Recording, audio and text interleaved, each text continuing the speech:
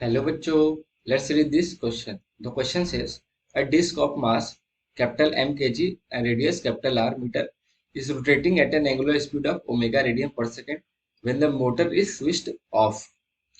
Neglecting the friction at the axle, the force that must be applied tangentially to the wheel to bring it to rest in time small t is. तो basically हमारे पास जो question है उसमें हमें दिया गया हमारे पास एक डिस्क है जो कि किसी एंगुलर स्पीड ओमेगा से रोटेट कर रही है।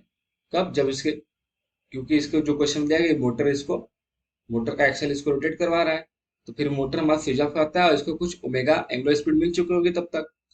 तो उसके बाद ये ओमेगा एंगुलर स्पीड से रोटेट करना स्टार्ट करता है। फिर बताना है, एक फोर्स बताना है जो कि इसके टेंजेंशियली लगे ताकि ये हमारा जो डिस्क है वो रेस्ट पे आ जाए, रोटेट करते हुए रेस्ट पे आ जाए। तो हमें इस फोर्स की ही वैल्यू बतानी है क्वेश्चन में।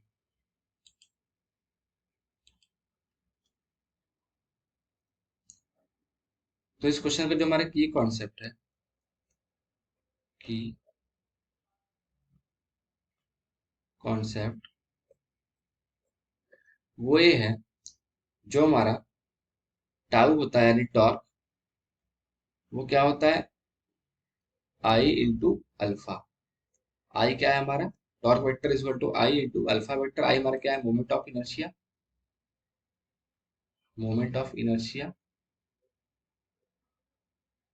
और अल्फा में पता है क्या होता है हमारा? Angular acceleration. Angular acceleration. अब जो हमारा अल्फा होगा क्या होगा हमारा? Final angular velocity minus initial angular velocity upon time. ये होती है अल्फा की value.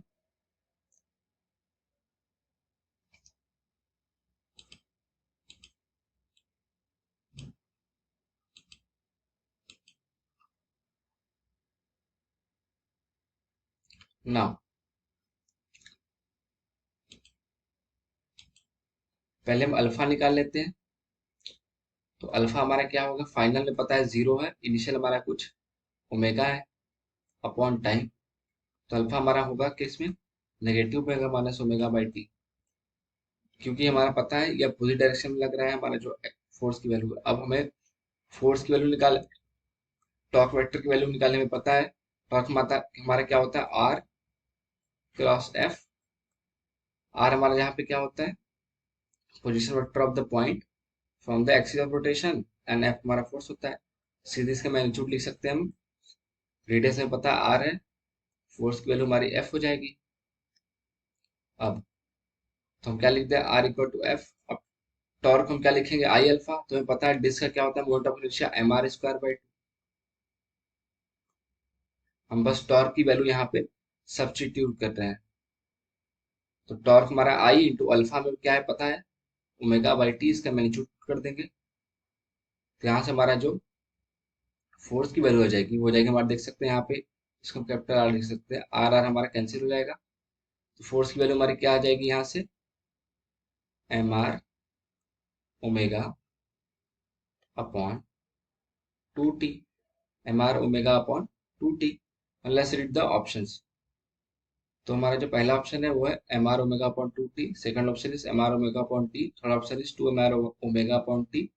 Fourth option is M R square omega upon two T. So we can clearly see our final answer will be option first, that is mr omega upon 2t.